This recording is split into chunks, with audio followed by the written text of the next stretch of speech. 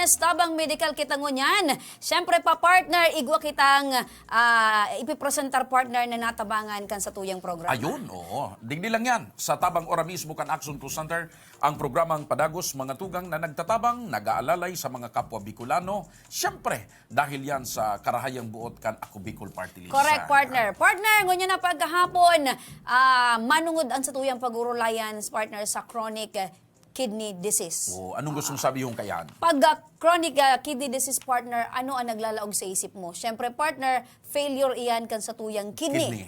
Ayan, partner. Ibig sabihin kayan, partner, so can't filter blood the way it should be. So, arong iyan kayan, partner. Dahil niya Dahil niya na kayang linigon. Linigon. Nagmamalpangsyon na. Kaya arong kayan, partner, nagkakaigwanin helang sa kidney ang sarong tao. Ayun. Usually, partner, ang mga causes kayan, itong igwaning diabetes, igwa partner ng helang sa puso. Oh, tapos depende yan sa mga pigkakaon mo. Correct. So, grabe, lifestyle na inapot. lifestyle, partner. Yan, partner, ang sa tuyang pag-urulayan mo niyan, mahilig sa taba. Yan. Ay, sus, medyo natakot ako, partner. Pero, balansyado man kita, partner. Mahilig kita sa taba, pero nagkakakanman kita ng sira. Yan. Arong mo sana kayahan, partner. Ulit tayan, partner, sa tuyang napag-ulayan, igwaman kita, partner, nin istorya na natabangan, may pigmamati sa iya, partner, ining sinanay, may pigmati na chronic kidney disease. Natawan ng asistansya sin panibagong paglaom kan Action Call Center. Ang istorya yan, partner, sa istorya ni Aika Ferry. Chronic kidney disease. Madalas nating marinig, ngunit ano ba talaga ang nangyayari sa mga taong may ganitong sakit? Dito sa Maanito Albay, nakilala namin ang 49 na taong gulang na si Jelly Guadagna na mayroong stage 5 chronic kidney disease. Sa larawang ibinahagi ni Nanay Jelly, kita ang kaibahan ng kanyang katawan. Ang pagbagsak nito na resulta ng iba't ibang komplikasyon. Sabi niya, hindi niya sukat akalain na tatamaan siya ng ganitong klasing sakit. Kwento niya, nitong buwan lang ng Marso, nalaman ang kanyang sakit. Takot at pagkabigla ang naramdaman niya dahil wala naman daw sa dugo ng kanilang pamilya ang ganitong uri ng sakit. Dalawa ang anak ni Nanay Jelly at aminado siyang limitado na ang galaw sa loob ng bahay. Mga aki ko, naasikaso ko pa man sindangon yan, na okay ang pagmati ko. Pero pag medyo bako tukawan ko. Pag okay naman, saka naman ako nagigibo.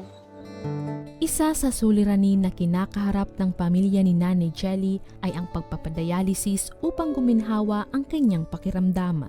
Kaakibat ng pagpapadialysis ang gastos para dito. Pero dipisilon, nagdadialysis nga ni ako. Ang sarong semana ko, 2 beses. Sabi ko kay doktor, dahil ako ma-dialysis, okay man nga ni, wala ma akong namamatian. Sabi ni doktor, mag-dialysis daw ako, so creatinine ko, mataas. So, sarong semana hindi ako pag-dialysis, nagtaas so creatinine ko. Di ko yan, balik naman ako sa dati.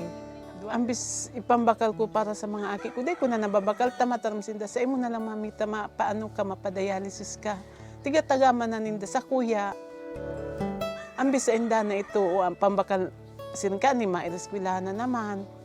Ambis makabakal na akong gamit ninda dae. Kaagapay ang programang Action Call Center Tabang Ora mismo ay nabigyan ng asistensya medikal si Nanay Jelly. Maraming salamat po.